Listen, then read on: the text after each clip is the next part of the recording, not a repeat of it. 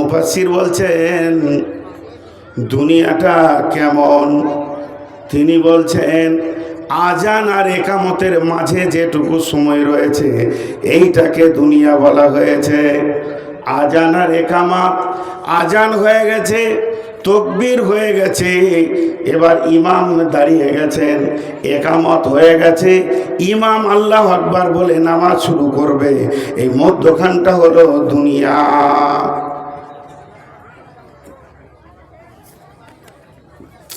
চেঁচামেচি খারাপ জিনিস, গলাটা গেল। এই মধ্যখানটা দুনিয়া কেমন। এক জায়গায় আমি প্রশ্ন করছিলাম, আজকে সেই প্রশ্নটা করছি। আপনাদের যে মানুষ কাঁধে করে নিয়ে কবরস্থানে যায়, সেই কবরস্থানে গিয়ে জানাজার সলাত হয়, তো জানাজার সলাতের আজান হয়? হয় না, কিন্তু হয়। এটা একটা সাইকোলজিস্ট বলছি, কোরআনে, বুখারী, মুসলিম, আবু দাউদ, নাসাইর কথা বলছি না, একজন ইসলামী চিন্তাবিদ বলছে, শুনে লাও, প্রত্যেকটি মানুষের একটা করে জামাত আছে। আমার নামে একটা জানাজার জামাত আছে, আপনার নামে একটা জানাজার জামাত আছে, ইনার নামে একটা জানাজার জামাত আছে, ওনার নামেও একটা জানাজার জামাত আছে। পৃথিবীতে যতগুলো আমরা হায়াতে মুসলমান বেঁচে রয়েছি, প্রত্যেকজনের নামে একটা করে জানাজার জামাত হবে। কিন্তু জেনেলেন ওই জানাজার জামাতের আজান হয়ে গেছে, তার মানে কি? নামাজ তো আমার জন্যে, সলাৎ আমার জন্যে, আমি মাইয়াত হয়েছি। একজন মুফাসসির বলছে, বন্ধু তুমি শোনো, যেদিন তুমি জন্ম নিয়েছ তোমার কানে আজান পড়ে গেছে। আজান পড়ে গেছে মানে এবার তোমার ইমাম আসতে বাকি আছে। ইমাম এসে আল্লাহু আকবার বলে তহরিমা বেঁধে দেবে। তোমার জীবনটা, তোমার দুনিয়াটা সেদিনই শেষ হয়ে যাবে, জানাজার নামাজটা বাকি আছে। অতএব বন্ধুরে, ওই আজান আর ইমামের তহরিমা পর্যন্ত সামান্যটুকু টাইম তোমাকে দেওয়া হয়েছে, এর নাম হলো দুনিয়া। ফামা মাতাউল হায়াতিদ দুনিয়া ফিল আখিরাতি ইল্লা কালিল। দুনিয়ার ভিতরে যত সম্পদ আছে আখিরাতের তুলনায় সামান্য কিঞ্চিৎ। এটা একটা গেল। শেখ সাদি কি বলছেন? जहाँ आए बिरादर नुमानत बकर दिलंदार जहाँ फरी बंदोबस्त मकुन ताक एबर उम्र के दुनिया पुस्त के बेसियार कासे चेतु परवरदा कोस चुआहंगे रफ्तान कुना जाने पाक चेबर ताकते मुर्दाने चेबर रुए खाक। শেখ সাদি বলছেন এই পৃথিবীটা কেমন। আসমানের নিচে, জমিনের ওপরে যে ফাঁকা জায়গাটা রয়েছে, একে খবরদার বিশ্বাস করিও না। এর প্রেমটাও হলো ধোঁকা, এর ভালোবাসাটাও হলো ধোঁকা। যাহা আয়ে বিরাদার নুমানাত বাকার দিলান্দার যাহা ফারি বন্দোবাস। এই দুনিয়াটা কেমন ধোঁকা, শুনে লাও। যেদিন তোমার জানটা বের হয়ে চলে যাবে, এই দুনিয়া তোমার সঙ্গে তালাক নেবে। একদিন তোমার দাদুকে পাগল করে রেখেছিল, একদিন তোমার বাপকে পাগল করে রেখেছে, আজকে তোমাকে পাগল করে রেখেছে। এমন একটা দিন আসবে, সেদিন জেনে নাও তোমার ছেলে ওই দুনিয়ার পাগলে পড়ে যাবে। নোংরা করে তিনি বলেছেন, এটা একটা বেশ্যা নারীর মতো। এই পৃথিবীর প্রেমে তুমি পড়ে যেও না, কারণ ইমাল আর প্রেম ছাড়া কিছু জানে না। যেদিন তুমি মরে যাবে, ইত্তেবাউল মাইয়াতা সালাসাতুন ফায়ারজিআনে ইসনানে ওয়া ইয়াবকা মাহু ওয়াহিদুন ফায়ারজিআনে ইসনানে আহলুহু মালুহু ওয়া ইয়াবকা মাহু ওয়াহিদুন আমালুহু। যেদিন তুমি মরে যাবে, যেদিন তুমি চলে যাবে, যেদিন তুমি বিদায় হয়ে যাবে, সেদিন এই দুনিয়া তোমার সঙ্গে যাবে না। অতএব দুনিয়া হলো আখিরাতের তুলনায় সামান্য কিঞ্চিৎ।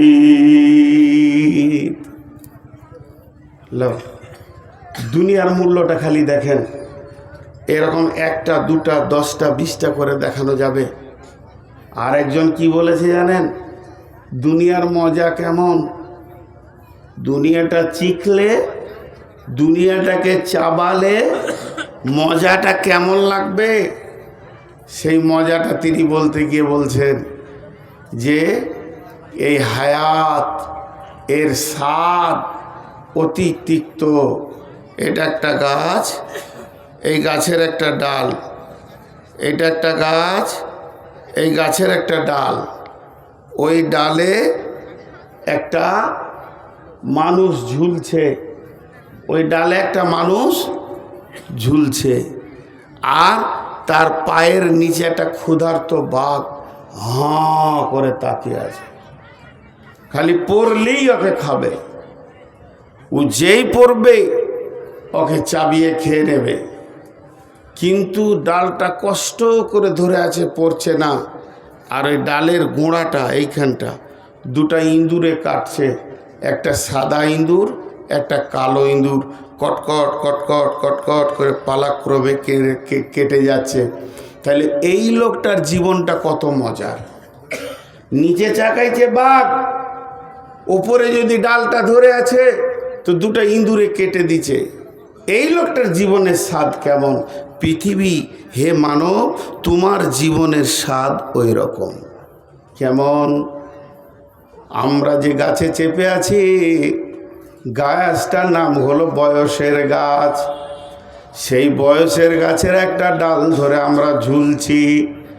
আজরাইল ক্ষুধার্ত বাঘ আমাদের পায়ের নিচে দাঁড়িয়ে আছেন, সে কামড়াবে, পৃথিবীটা শেষ করে দেবে, স্বাদ শেষ হয়ে যাবে। কিন্তু ওই বয়সের ডালটাকে ধরে দুইটি ইঁদুরে কাটছে, একটা কালো ইঁদুর বলতে রাত, আর সাদা ইঁদুর বলতে দিন। পালাক্রমে কেটে কেটে কেটে কেটে দিচ্ছে, এমন করে কাটছে যে ওই ডালটা ক্ষীণ হয়ে যাবে আর নিচে পড়ে যাবে, তো সঙ্গে সঙ্গে দুনিয়া শেষ হয়ে যাবে। হে পৃথিবীর মানুষ, এর নাম হলো দুনিয়া।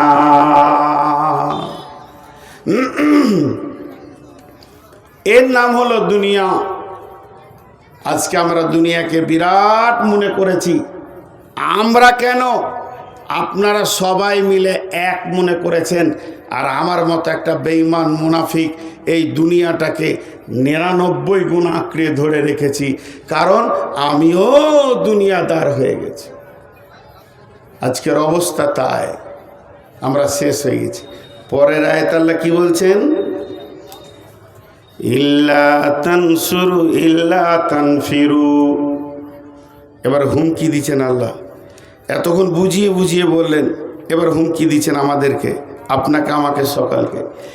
ইল্লা তানফিরু ইউআযিবকুম আযাবান আলীমা ওয়াইস্তাবদিল কওমান গায়রাকুম ওয়ালা তাজরুহু শাইআ ওয়াল্লাহু আলা কুল্লি শাইইন কাদির।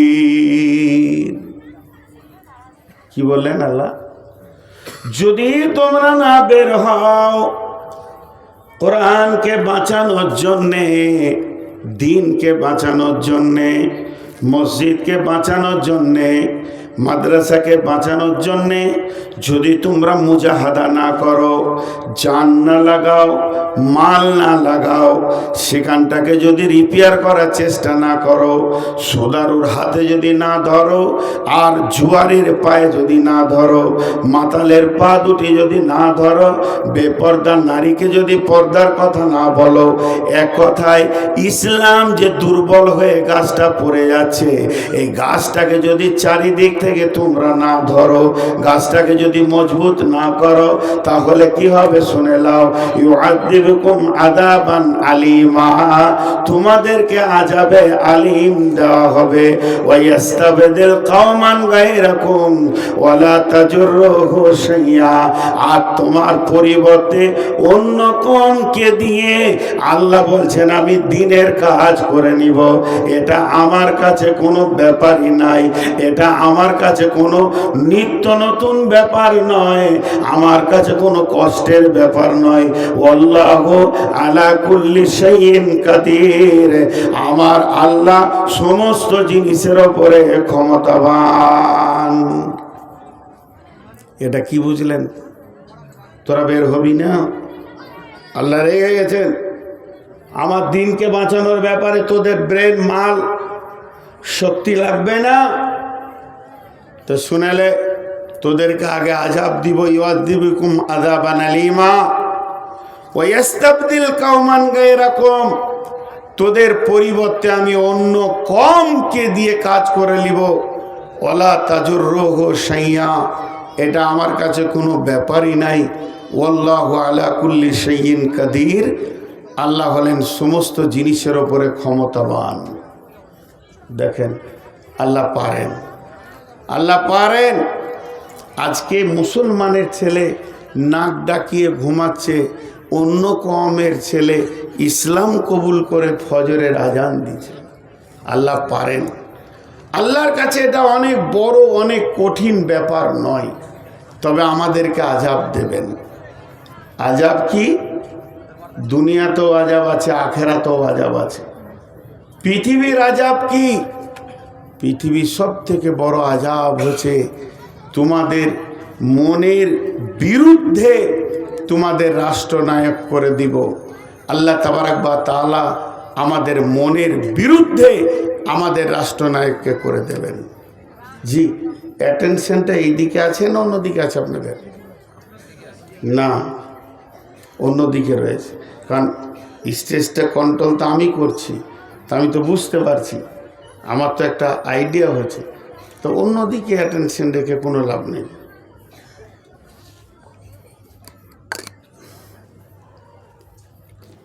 অ্যাটেনশনটা এইদিকে রাখেন।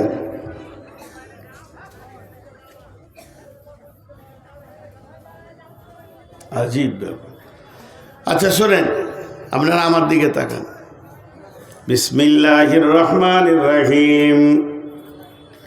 ইল্লা তানসুরুহু ফাকাদ নাসারাহুল্লাহু ইদ আখরাজাহুল্লাযীনা কাফারু সানিয়া ইসনাইনি ইদ হুমা ফিল গার ইদ ইয়াকুলু লিসাহিবিহি লা তাহজান ইন্নাল্লাহা মা'ানা ফাআনজালাল্লাহু সাকিনাতাহু আলাইহি ওয়া আইয়াদাহু বিজুনুদিন লাম তারাওহা ওয়া জা'আলা কালিমাতাল্লাযীনা কাফারুস সুফলা ওয়া কালিমাতুল্লাহি হিয়াল উলিয়া ওয়াল্লাহু আজিজুন হাকীম। দেখেন ভাই, আবার একটা আয়াত পড়লাম এবং এখানে কয়েকটি তত্ত্ববহুল কথা আছে। তবে আপনারা মন বসাতে পারছেন না, তার একটা কারণ যে সাইড থেকে একটা আওয়াজ আসছে। তো আমি আপনাদেরকে দুটি কথা বলছি, যারা এখানে বসে রয়েছেন মনটা এইদিকে রাখেন, আর যারা রাস্তায় দাঁড়িয়ে আওয়াজ করছেন, যদি কিছু বলার থাকে, আমি নূর মোহাম্মদ বলছি, আপনি সামনে আসেন, আমাকে বলেন। আমার ভুল হলে আমি ক্ষমা চাইব, আর আমারটা ঠিক হলে আপনি বুঝে নেবেন। বিধায় সাইডে কথা বলে সভাটাকে নষ্ট না করে আপনাকে ভাই বলে ডাকছি। হে আমার ভাই, আপনি এখানে আসেন, সবাই আমরা এক হয়ে যাব। আমার যদি ভুল থাকে, ভুলওয়ালা ব্যক্তি ক্ষমা চাইবে, এটা তো লজ্জার কিছু নয়। তো আমি আপনাকে দাওয়াত দিচ্ছি, সাইড থেকে সভাটা নষ্ট না করে আপনি এখানে আসেন। আমি আপনাকে ভদ্রভাবে বলছি, আপনার গালে আমার থাপ্পড় বসানোর দরকার নেই, আর আমার গালেও আপনার থাপ্পড় বসানোর দরকার নেই। ভুল হয়েছে, কারো একটা হয়েছে, যাই হোক, অতএব আপনি এখানে আসেন, আমি ডাকছি। আর আপনারা মন দিয়ে শুনেন। আর মন দিয়ে শুনবে কী করে, মানে মনটা তো ওই দিকে চলে যাচ্ছে। যদি আপনি না আসেন, আপাতত মুলতবি করে দেন, দিয়ে বাড়ি যান আপনারা। আমি খারাপ কথা কিছু বলিনি। আপনারা যদি চান এখানে আসেন, আমি আপনার সঙ্গে কথা বলবো, মিষ্টি সুরেই কথা বলবো। জি, এবার আল্লাহ কি বলছেন?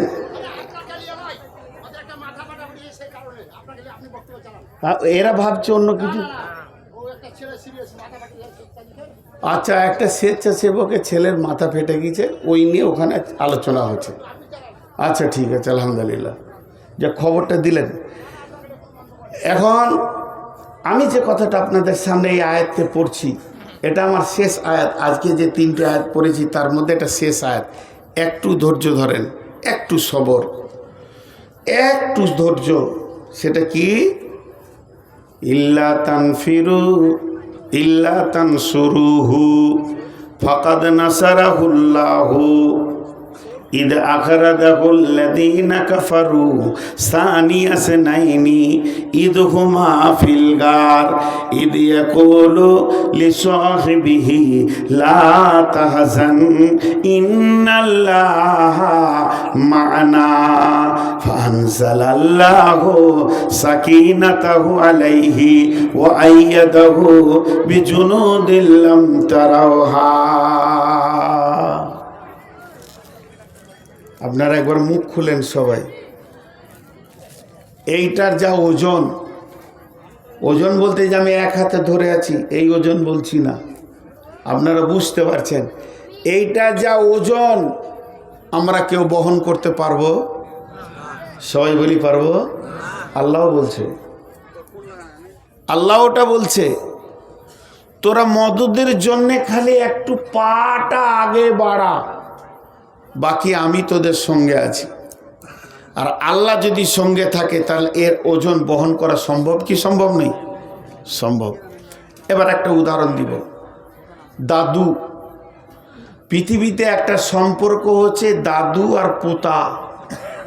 পোতার সঙ্গে দাদুর এত মহব্বত, ই যত ছোট ওই 2.5 বছর 3 বছরের, আর দাদু হচ্ছে 73 বছরের। তো দুইজনের বন্ধুর মতো মহব্বত, দুইজনের আপোষ কত বন্ধুর মতে তারা আপোষে থাকছে, ঘোরাফেরা সব কিছু। এখন ঘটনা হয়েছে কি, দাদু আমার মতো সুগারের রুগী, উনি রাতে রুটি খান।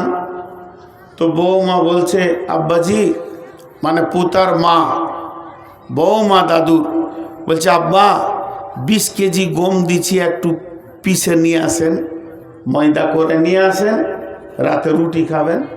তো বলছে, দে মা। একটা কাপড়ের বস্তাতে 20 কেজি গম দিছে, ঝেড়ে ঝুড়ে পরিষ্কার করে চেলে দিয়েছে। দাদু তখন জামাটা পরে দাড়িগুলো কেমনি করে তেল টেল মাখছে, যে ওইটাকে নিয়ে মেশিন ঘরে যাবে, আপনাদের যেমন কাছি এই মোটটা। তো পুতা ঘুমিয়েছিল, দুপুরে উঠি দেখছে যে দাদু জামা পরছে, দাড়ি আঁচড়াইছে, তেল মাখছে। কেন? তাহলে ব্যাপার আছে, জিলাপি খাওয়ার কোনো খবর আছে? ওর সঙ্গে যেই তো জিলাপিটা খায়। তো বলছে, দাদু আমিও যাব। উল্টা করে জামাটা পরে লেছে নিজেই, দিয়ে দাদুর কাছে এসে হাজির। দাদু দেখছে এ তো 20 কেজি, এটাও 20 কেজি, তা আমার তো 40 কেজি হয়ে যাচ্ছে, এ তো কঠিন ব্যাপার হলো। তখন ওকে মাইনাস করবে, দিয়ে বুদ্ধি করছে কি, বাঘ এসছে, বাঘ রাস্তায় বাঘ আছে, বলছে বাঘকে মারবো। বলছে বন্যা হয়েছে, বলছে লাফিয়ে চলে যাব। কোনো রকমে ওকে মাইনাস করা যেছে না। শেষকালে বুদ্ধি বের করেছে কি, দাদু ভাই, কি ভাই, ওই যে তোমার মা, ওটা আমারও বৌমা, তাহলে তোমার মা আমার মা, দুইজন মিলে একটা 20 কেজি গমের বোঝা দিয়েছে। এইটাকে মেশিনের ঘরে গিয়ে পিষে ময়দা বানিয়ে আনতে হবে। তাহলে যদি তোমাকে আমার সঙ্গে এই মোড়ে যেতে হয়, তাহলে এই বোঝাটা তুমি অর্ধেক নিয়ে যাবে, আমি অর্ধেক নিয়ে যাব। 2.5 বছরের ছেলে 20 কেজি মাল নিয়ে যেতে পারবে? পারবে না। কিন্তু মাথা ভিড়িয়ে দিলে, দাও আমাকে আগে দাও। ও তো আর জানে না যে 20 কেজির ওজনটা কত। মাথাটা ভিড়িয়ে দিলেন, দাও আমাকে আগে দাও, আমি অর্ধেক আগে নিয়ে যাই, তারপর আপনি অর্ধেক নিয়ে যাবেন। দাদু তখন এমনি করে বোঝাটা নিয়ে বলছে, লে ধর, ওর মাথায় দিয়েছে, লে মাথায় দিয়েছে 20 কেজির বোঝা, খালি চুলে ঠেকে আছে। আর গোটা ওজনটা কার হাতে আছে? দাদুর হাতে। অতি ও কচি কচি হাত দুটাকে দিয়ে কি মাজা হিলিয়ে হাঁটছে। ও ভাবছে বোঝা আমি নিয়ে গেছি, পুরো 100-তে 100 বোঝা আমি নিয়ে গেছি। খেলার সাথীগুলো রাস্তায় খেলছে, তাই এমনি করছে, বলছে পারবি, মানে আমার মতো পারবি, বোঝা আমি নিয়ে গেছি। এই টেনশনে বেচারা কল কল করে ঘেমে গিয়েছে, গোটা শরীর প্যান্ট ট্যান্ট সব ভিজে গিয়েছে। যেই মেশিন ঘরে গেল, বোঝাটাকে নামিয়ে দিয়ে দাদু বলছে ভাই তুমিই এনেছো, ওকে বড় করছে, তুমিই এনেছো ভাই আমার, তোমার কত শক্তি, তুমি 20 কেজির মাল এনেছো। এখন আমার আটাটা পিসা হোক চাই না হোক, কারেন্ট থাকুক চাই না থাকুক, আমি রাতে রুটি খেতে পাই চাই না পাই, তুমি যে এসেছো জিলিপির লোভে, আগে তুমি জিলিপি লাও, আগে তুমি পাঁপড় লাও, তোমার প্রাপ্যটা আমি আগে মিটাবো, তারপরে আমি আমার কাজ করব। আল্লাহ এরকম বলছেন, হে পৃথিবীর মুসলমান, এইটার ওজন তোরা কেউ নিতে পারবি না, তবে বাচ্চাটার মতো খালি মাথাটা ভিড়া, তুই মাথা ভিড়াবি।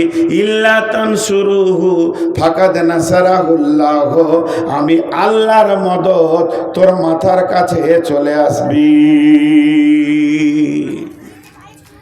আমি আল্লাহ তোকে ধরে নিব, মদদ টেনে নিব উপর দিকে, আমি আল্লাহর মদদ চলে আসবে। যে আল্লাহ একটা ঘটনা শোনাচ্ছেন, এই ঘটনাটা কে বলছেন? আল্লাহ বলছে কেমন? ইজহুমা ফিরগার, যেদিন বিশ্বনবী মক্কা ছেড়ে মদিনার দিকে যায়, আর দুইজন মিলে একটা গর্তে লুকিয়ে যায়, আর এই গর্তে যখন পৌঁছে যায় আবু বকর আর হযরতে নবী মুহাম্মদ সাল্লাল্লাহু আলাইহি সাল্লাম, তো আমি সেখানে তাদেরকে হেফাজত করেছি, তাদের গায়ে কেউ হাত দিতে পারেনি, তাদেরকে কেউ মারতে পারেনি, তাদেরকে কেউ শেষ করে দিতে পারেনি। তো আমি আল্লাহ তোমাকে ওই রকম মদদ করব, তোমার গায়ে কেউ হাত দেবে না, তোমাকে কেউ শেষ করে দিতে পারবে না। ইল্লা তানসুরুহু ফাকাদ নাসারাহুল্লাহ, তোমরা একবার ভেবে দেখো, তোমরা একবার চিন্তা করে দেখো, যেদিন সারা পৃথিবী ইসলামের বিরুদ্ধে চলে গেছে, মাত্র গুটি কয়েক লোক কালেমা পড়েছে, আর মক্কার লোকেরা তালোয়ারকে, ভুজালিকে আর বর্ষাকে ধার করে রেখে দিয়েছে, আর মারবো, মেরে দিব, শেষ করে দিব, এই রকম নিয়ত করে রেখেছে। কিন্তু শুনে নাও, আমি সেদিন কি করেছিলাম? তাদেরকে হেফাজত করেছিলাম, তাদেরকে আমি এমন হেফাজত করেছি, তারা আমার গণ্ডির বাইরে ছিল, তারা আওতাভুক্তর মধ্যে এসে গেছিল, বেঈমানেরা তাদেরকে দেখতে পেল না। লাম তারাহা ওয়া জাআলা কালিমাতাল্লাযীনা কাফারু সুফলা ওয়া কালিমাতুল্লাহি হিয়াল উলিয়া। কাফের বেঈমানরা চিরদিন নিচে চলে গেছে, আল্লাহর কালাম উপর দিকে উঠেছে। আল্লাহু আজিজুন হাকীম, আমার আল্লাহ সূক্ষ্মদর্শী, বড় কৌশলবিদ, তিনি সমস্ত কৌশল তিনি জানেন। তো আজকের বক্তব্যে আমরা কি বুঝলাম? আজকের বক্তব্যে আমরা কি পেলাম? আজকের বক্তব্যে আমরা পেলাম, পৃথিবীটা আমাদের আসল ঠিকানা নয়, পৃথিবী আমাদের আসল জায়গা নয়। আমরা ধোঁকার ঠুলি নিয়ে পৃথিবীকে জড়িয়ে ধরে পড়ে আছি, আঁকড়ে ধরে পড়ে আছি।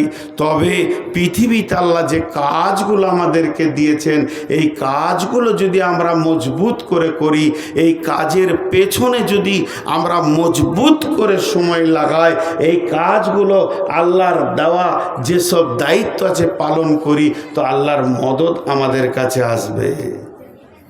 আর আল্লাহর মদদ যখন আসবে, তখন সব কাজ আসান হয়ে যাবে। আল্লাহ একটা ঘটনা বলছেন, এই ঘটনাটা কখন হলো, আয়াতটা কখন নাজিল হলো? ইনফিরু খিফাফা ওয়া সিকালা, বের হয়ে যাও তুমি, ভারী থাকো চাই হালকা থাকো। দেখেন, এটা ভারী হালকা কেন বললেন? ভারী থাকো চাই হালকা থাকো, তুমি বের হয়ে যাও আল্লাহর রাস্তায়। এই আয়াতটা নাজিল হওয়ার কারণ মদিনার পরিস্থিতিটা কেমন ছিল। কারো গাছে খেজুর কাঁচা আছে, কারো ডাঁসা আছে, কারো পেকে গেছে। কেউ খেজুর কাটতে গাছে উঠেছে, কেউ নিচে আছে, কেউ দাঁড়িতে ওজন করছে, মাল দিতে রয়েছে, কেউ আড়তে মাল দিয়েছে, টাকা পেতে বাকি রয়েছে। এই যে বিভিন্নভাবে তারা রয়েছে।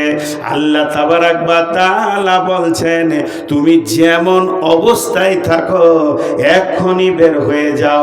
যুদ্ধটা ছিল মুতার যুদ্ধ, তোমরা বের হয়ে যাও। সাহাবীরা যারা গাছে ছিল ওখানেই দাঁড়টা লাগিয়ে দিয়ে ওখান থেকেই বের হয়ে চলে গেল। যে খেজুর ওজন করছিল ডাঁড়িটা ফেলে দিল, ওখান থেকেই বের হয়ে চলে গেল। যার আড়তে টাকা আজকে আনার কথা সে টাকা আনতে গেল না, ওখান থেকেই বের হয়ে চলে গেল। যে যেমন অবস্থায় ছিল ব্যবসা বাণিজ্য সব কিছুকে ছেড়ে দিয়ে বের হয়ে চলে গেল। বন্ধুরা আমার, হযরত আবু দারদা রাদিয়াল্লাহু তাআলা আনহু তার ছেলেকে ডেকে বলছেন পানিপথে যুদ্ধের সময়, যে বেটা তুমি আমাকে যুদ্ধের সামানগুলো পরিয়ে দাও, তুমি আমাকে